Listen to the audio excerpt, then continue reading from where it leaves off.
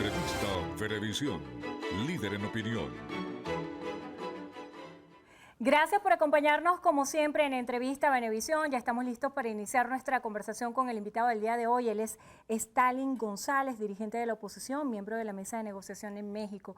Gracias por estar con nosotros en Entrevista Venevisión. Buenas tardes, me voy a quitar de esto. Adelante, tenemos la distancia necesaria. Sí, estamos vacunados.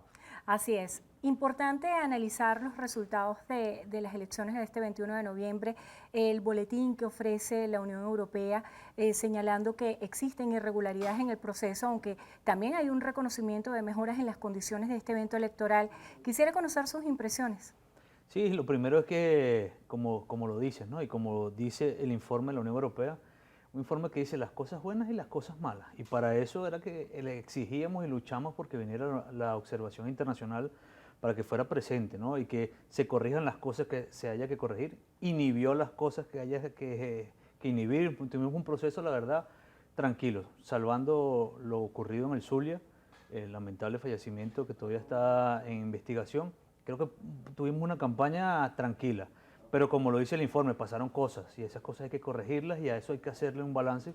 Pero creo que lo importante es que los venezolanos hablaron con el voto. Y creo que abrimos de nuevo la puerta del voto y convertir esa herramienta hoy de lucha en una herramienta de cambio político. Y esa es la lucha que tenemos que seguir trabajando y labrando ese camino, ¿no? Stanley, habla de la necesidad de realizar un balance aguas adentro en la mesa de la Unidad Democrática. ¿Cuál es la lectura? Si nos vamos a las cifras, este segundo boletín del CNE adjudica 18 gobernaciones al PSUV, 3 a la MUT y otras alianzas.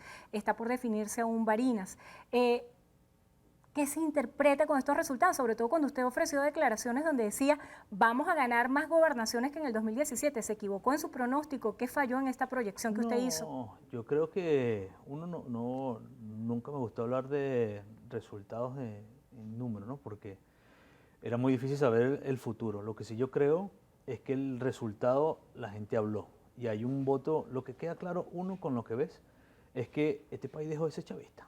Si tú ves la suma de los votos, los que no votaron, los que hablaron con su silencio y los que hablaron con el voto, es evidente que hoy el chavismo es lo que dicen las encuestas, es el 17-18% del país.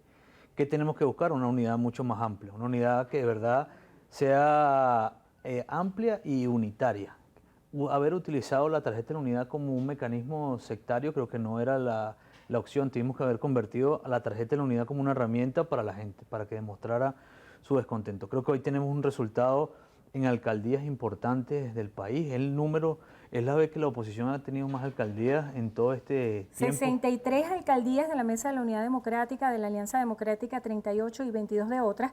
Sin embargo, sigue liderando el Partido Socialista Unido de Venezuela con 212 alcaldías. Pero es un resultado electoral alentador, de avance para la Mesa de la Unidad. Es la primera vez que el PSUV no tiene tantas alcaldías como había tenido en otros tiempos, ¿no? Entonces, eso da muestra que algo está pasando abajo. Y si tú ves el comportamiento de los estados y de los municipios más pequeños, más rurales, más pobres, ves que ahí hay una esperanza de cambio, hay un voto castigo, cosas que en el corredor electoral, en los centros urbanos, en las capitales, en los estados grandes, la dispersión del voto no ayudó a concretar que hubiese cambio político en esas entidades. Pero yo creo que es un paso aquí importante, tenemos que ver hacia el futuro, tenemos que recomponer la unidad, hacerla más amplia, inclusiva.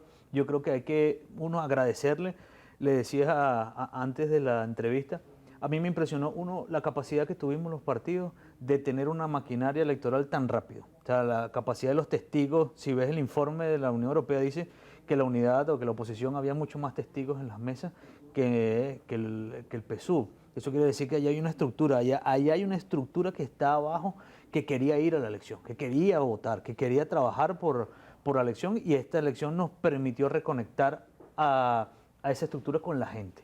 Entonces, eso es un gran avance lo que tuvimos ahí, y hacia allá tenemos que ir, a tener una unidad mucho más amplia. Desde el punto de vista político, parecía que estas elecciones podían determinar el futuro, por ejemplo, del gobierno de itinerato de Guaidó y también qué pasaba con ese Parlamento del 2015. ¿Piensa usted que esto se definió a través de las elecciones? ¿Cuál es su apreciación en estos temas? Yo creo que esta es una elección regional que definió el campo político en las alcaldías y gobernaciones y está mostrando claramente una intención de voto y de cambio del país. Como te dije al principio, el país claramente no es chavista, quiere cambio, que hay un voto castigo que está ahí. Ahora tenemos que nosotros reconectar con la gente, construirnos como una alternativa. Todo ese tema político, la asamblea, el gobierno interino, vendrá el tiempo de discutirlo y el espacio para resolverlo.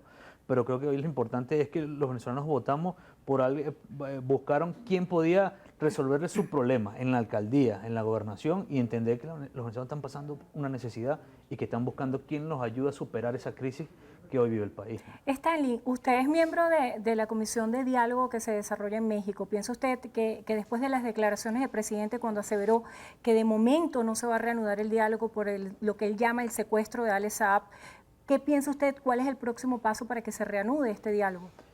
Primero que el país necesita un acuerdo político, el país necesita salir de la crisis. ¿Cómo salimos de la crisis? Creo que la mejor vía es la vía de la política, ¿no? Del acuerdo, del consenso, de buscar reconocernos. Y en México hay un escenario, hoy reconocido por la comunidad internacional, que tiene un aval, que puede tener garantía. Creo que hay que buscar los incentivos necesarios para recomponer la negociación.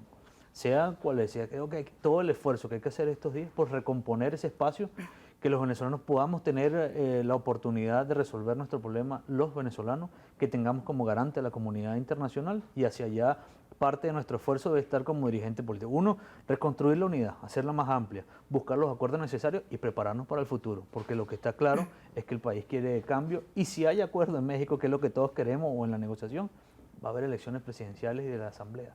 No hay forma que haya un acuerdo donde no haya elecciones presidenciales y de la Asamblea, así como otras cosas que se necesitan. Y hacia allá tenemos que poner la mirada, hacia el futuro, ¿no?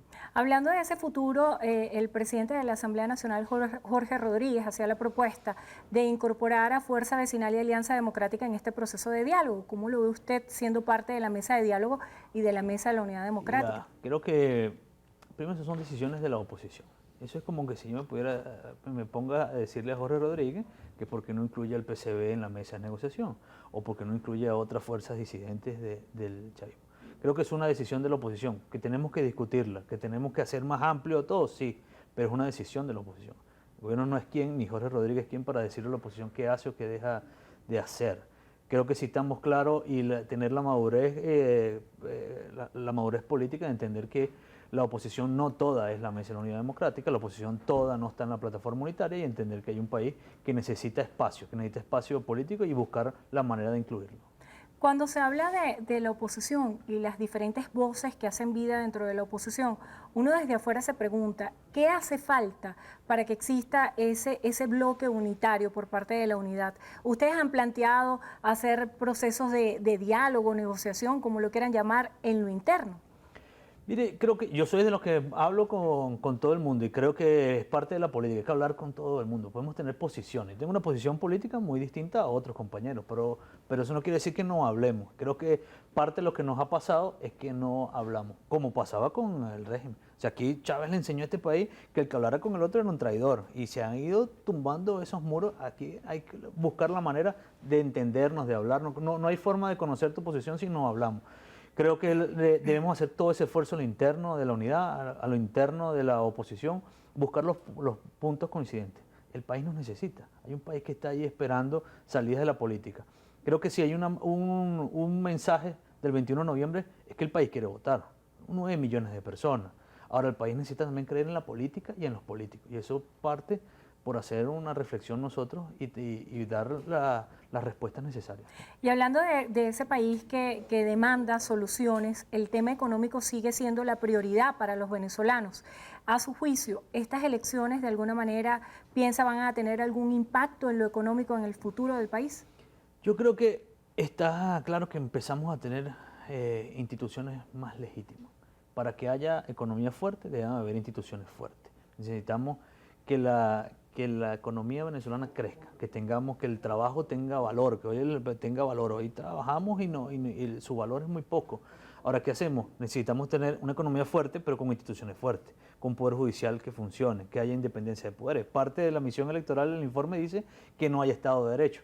Y nadie va a invertir en un país donde no haya Estado de Derecho. Y hacia allá tenemos que apuntar. Sí, buscar las soluciones para resolver algunas cosas pequeñas, previas, pero la solución real, profunda del país necesita un acuerdo mucho más grande, ¿no? Stanley, ¿por dónde comenzar? ¿Por dónde piensa usted se debería comenzar esa fase de reinstitucionalización a la cual también hacía referencia el ministro de la Defensa a la hora de dar el cierre del operativo electoral? ¿Por dónde se comienza?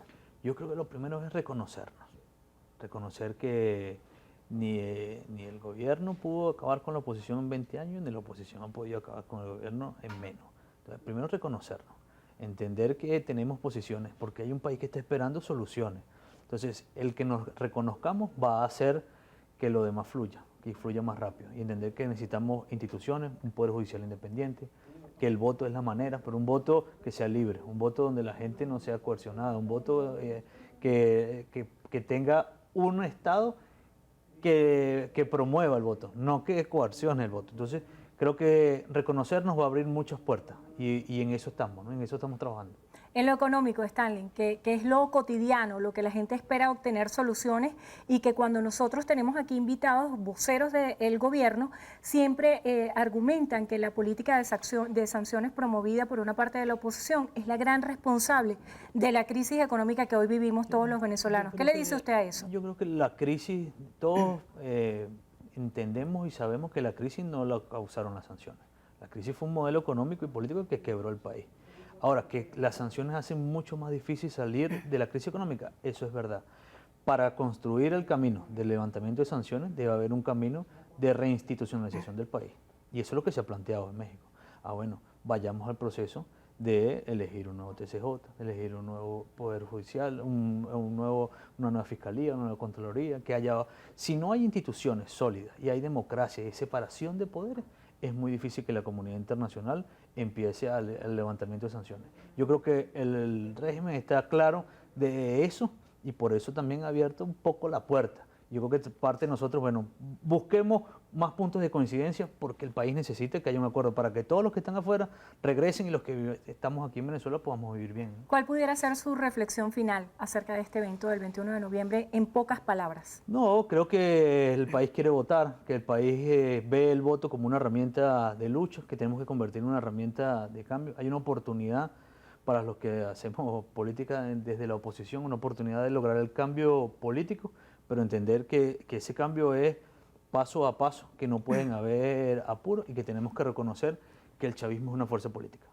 Gracias por estar con nosotros en Entrevista a Venevisión. Gracias a ti. Stanley González, dirigente político de oposición, miembro de la mesa de negociación en México. Y gracias a ustedes también por habernos acompañado como siempre. Hacemos una breve pausa. Al regreso tenemos mucho más de Noticiero Venevisión. Quédense allí que ya venimos.